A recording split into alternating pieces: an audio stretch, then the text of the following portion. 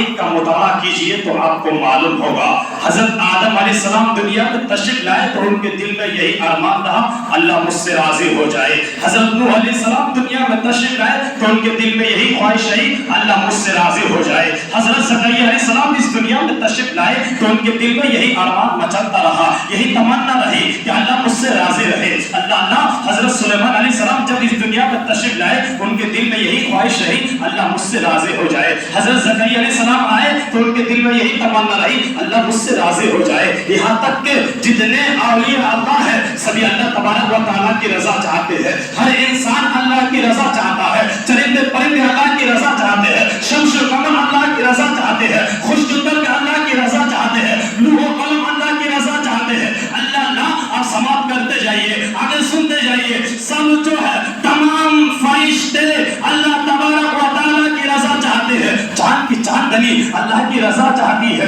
چاند کی چاندنی اللہ کی رضا چاہتی ہے, لوح و قلم اللہ کی رضا چاہتا ہے, عرش کرسی اللہ کی رضا چاہتی ہے. اللہ لیکن میرا ایمان کہتا ہے, میرے ایمان کہتا ہے, بریلی سے پکار اٹھتے ہیں کہ سب خدا کی رضا چاہتے ہیں تو علم اور خدا چاہتا ہے رضا محمد صلی اللہ علیہ وسلم. حضرات سارے مخلوق خدا کی رضا چاہتے ہیں لیکن میرا رب ہے کہ میرے مصطفیٰ کا رضا چاہتا ہے. حضرات اب ذرا غور کیجیے, جب میرے نبی دنیا میں تشریف لائے حضرت عبد المطلب جو حضور کے دادا ہے وہ خانہ کعبہ کا طواف کرتے کرتے چکر لگاتے اچانک دیکھتے ہیں خانہ کعبہ جھک جاتے ہیں. اللہ حضرت عبد المطلب سوچ میں پڑ گئے کہ خانہ کعبہ ابھی کھڑا تھا, اچانک خانہ کعبہ جھک گئے, کیا ماجرا ہے؟ اتنے میں ہی حضرت عبد المطلب خانہ کعبہ سے باہر آتے ہیں تو ایک لونڈی سے ملاقات ہوتی ہے. وہ لونڈی کہتا ہے یہ خانہ کعبہ جو ہے ابھی جھکا نہیں ہے, خانہ کعبہ جو ہے حضرت عبد المطلب کے گھر جو پوتا پیدا ہوا ہے. اس لونڈی کو یہ معلوم نہیں تھا کہ حضرت عبد المطلب سے بات کر رہی ہے وہ لونڈی. اللہ اتنے میں حضرت عبد المطلب نے کہا اے مکے والوں سن لو, خانہ کعبہ ابھی جھکا نہیں ہے بلکہ خانہ کعبہ سجدے میں جھکا ہے. اس لیے اعلیٰ حضرت فاضل بریلوی علیہ رحمۃ الاسلام قلم اٹھاتے ہیں اور قلم سے کہتے ہیں قلم لکھ. جب قلم لکھنا شروع کرتے ہیں اور لکھتے کیا ہے, قلم لکھنا جب شروع کرتے ہیں کہ وہ جو نہ تھے تو کچھ نہ تھا, وہ جو نہ ہو تو کچھ نہ ہو. اللہ پھر قلم سے کہتا ہے قلم پھر آگے لکھ. پھر قلم لکھتے ہیں کہ حاجیو آؤ شہنشاہ کا روزہ دیکھو, کعبہ تو دیکھ چکے کعبے کا کعبہ دیکھو, کعبہ تو دیکھ چکے کعبے کا کعبہ دیکھو.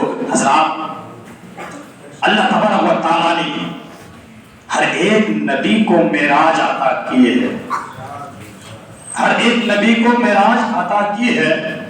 لیکن جب حضرت ابراہیم علیہ السلام کو معراج نصیب ہوئی تو اسی دھرتی پر, حضرت نوح علیہ السلام کو جب معراج نصیب ہوئی تو اسی زمین پر, حضرت داؤد علیہ السلام کو جب معراج نصیب ہوئی تو اسی آسمان کے نیچے, اسی زمین کے اوپر. جب میرے نبی کو معراج سے نوازا, آئے کیا کہنا, جب میرے نبی کو میرے رب نے معراج سے نوازا تو اپنے پاس بلائے. جب میرے نبی کو میرے خدا نے جب معراج سے نوازا تو خانہ کعبہ میں نہیں, بیت المقدس میں نہیں, طائف کے بازاروں میں نہیں, مکے کی گلیوں میں نہیں, بلکہ یوں کہے آگے سے بھی آگے بلا کر میرے نبی کو میرے رب نے معراج سے نوازا. حضرات اس لیے میرے امام اعلیٰ حضرت فرماتے ہیں, امام اعلیٰ حضرت نے بلکہ کسی نے شاعر نے فرمایا خدا نے ایک محمد میں دے دیا سب کچھ, خدا نے ایک محمد میں دے دیا سب کچھ, کریم کا کرم بے حساب کیا کہنا, کریم کا کرم بے حساب کیا کہنا. حضرات ہجرت کے بعد جو حضور صلی اللہ تعالی علیہ وسلم قبلے کی طرف نماز پڑھا کرتے تھے اور یہی قبلہ یہودی نصرانہ کا بھی تھا. تو اس بات سے یہودی تانا دیتے تھے کہ حضور علیہ السلام ہماری کاموں میں مخالفت کرتے ہیں اور ہمارے قبلے کی طرف نماز پڑھا کرتے ہیں، معذرہ سمجھ میں نہیں آئے. تو حضور کو اس بات سے جو ہے حضور کے دل میں رنج ہوا، تو حضور کے دل میں رنج ہو گئی. حضور نے جو ہے حضور کا دل یہ چاہتے تھے کہ میں جو ہے خانہ کعبہ کی طرف نماز پڑھوں. اتنے میں ہی حضرت جبریل آئے تو جبریل سے ارشاد فرمایا حضور کہ جبریل میرا دل یہ چاہتا ہے کہ میں خانہ کعبہ کی طرف نماز پڑھوں. تو جبریل کہنے لگا میں تو بندہ خدا ہوں، بغیر حکم کا کچھ نہیں کرتا ہوں، آپ تو حبیب اللہ ہے، آپ تو رسول اللہ ہے. اتنے کہہ کر جبریل وہاں سے چلے گئے. اللہ وحی کے انتظار میں میرے نبی سر آسمان کی طرف اٹھا کر دیکھنا شروع کیا. اللہ میرے رب کو یہ ادا بہت پسند آئی اور فرمایا اے محبوب ہم تمہاری پیاری پیاری ادا کو دیکھ رہے ہیں، اچھا اسے ہم قبلہ بنا دیتے ہیں جسے آپ پسند فرمائے. اللہ حضور ابھی نماز کی حالت میں ہے. اللہ اس اتنے میں ہی قبلے کی طرف سے جو ہے مسجد بیت المقدس سے مسجد حرام کی طرف اپنا سر پھیر لیا. حضرات اسی طرح سے جو ہے تمام نمازیں جو ہے مسجد حرام کی طرف پھر گئی ہیں. حضور کو جو ہے کچھ لوگ بشر کہتے ہیں. اب اس میں بھی کچھ بات ہو جائے، بشر ہے، میں بھی کہتا ہوں بشر ہے، لیکن حضور عام بشر نہیں ہے بلکہ افضل ہے، اعلیٰ ہے. حضور کو اپنی طرح کہنے والوں ذرا جبریل سے پوچھو، معلوم کرو. میں نے عالم میں تصور میں جبریل سے پوچھا اے جبریل ذرا یہ تو بتلا تم نے تو آدم علیہ السلام کو دیکھا ہے، عیسیٰ علیہ السلام کو دیکھا ہے، زکریا علیہ السلام کو دیکھا ہے، نوح علیہ السلام کو دیکھا ہے، اور سلیمان علیہ السلام کو حکومت کو دیکھا ہے، اور جو یوسف علیہ السلام کو حسن جمال کو دیکھا ہے. اے جبریل ذرا یہ تو بتلا دے تو نے آدم کی جو ہے رویا زاری کو دیکھا ہے، حضرت زکریا علیہ السلام کی خاموشی کو دیکھا ہے، ایوب علیہ السلام کی جو ہے صبر کو دیکھا ہے، اور جو ہے صدیق اکبر کی صداقت کو دیکھا ہے، عثمان غنی کی شجاعت کو دیکھا ہے، حضرت علی کی شجاعت کو دیکھا ہے، حضرت عمر فاروق کی جو ہے عدالت کو دیکھا ہے. کیا کسی کو تو نے محمد عربی صلی اللہ تعالی علیہ وسلم کا جیسا پایا ہے؟ تو جبریل کچھ یوں عرض کرتے ہیں یہی وہ ہے سدرا والے جمانے جا کے بھارے میں نے سبھی جان ڈالے تیرے پایا کا نہ پایا، تجھے یقینیت بنایا، تجھے حمد خدا، تجھے حمد خدا. حضرات آپ حضور کو بشر کہتے ہیں، جو کہتے ہیں میں ان کے بارے میں بتلاؤ آپ کو. آپ غور کیجئے، تاریخ کا مطالعہ کیجئے تو آپ کو معلوم ہوگا نبی کے بشریت میں بہت حکمتیں آپ کو نظر آئے گی. کب؟ جب آپ تاریخ پڑھو گے. اس لیے کہ تاریخوں میں آیا ہے، کتابوں میں، کہ حضور علیہ السلام کو جو بشر کہتے ہیں نا، تو سنیے کتابوں میں آئے ہیں، تاریخوں میں ہے کہ حضرت عیسیٰ علیہ السلام صرف 2 معجزہ دکھائے ہیں. کتنا؟ صرف 2 معجزہ. ایک معجزہ ان میں سے یہ تھا کہ بغیر باپ کا پیدا ہونا. کون؟ حضرت عیسیٰ علیہ السلام.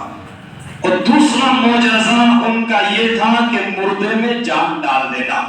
اتنے میں ہی عیسائی نے جو ہے ابن اللہ کہنے لگے، یہودی جو ہے خدا کا بیٹا کہنے لگے. اللہ جب اس کو خدا کا، عیسیٰ علیہ السلام کو خدا کا بیٹا کہنے لگے تو میرے حضور نے تو پتہ نہیں کتنے معجزہ دکھائے. حضور نے تو چاند کو تو ٹکڑا کر کے دکھائے، درختوں کو بلوا کر دکھائے. حضور نے تو ڈوبا ہوا سورج دوبارہ بلوا کر دکھائے. حضور نے کانگریوں سے کلمہ شہادت پڑھوایا. اللہ میرے حضور نے طرح طرح کے معجزہ دکھائے. تو اندیشہ یہ تھا کہ حضور کو بھی کوئی ابن اللہ نہ کہنے لگے، خدا کا بیٹا نہ کہنے لگے. اس لیے یا حضور نے یہ فرما دیا میں بھی تمہاری طرح بشر ہوں، لیکن عام بشر نہیں ہوں، افضل ہوں، اعلیٰ ہوں.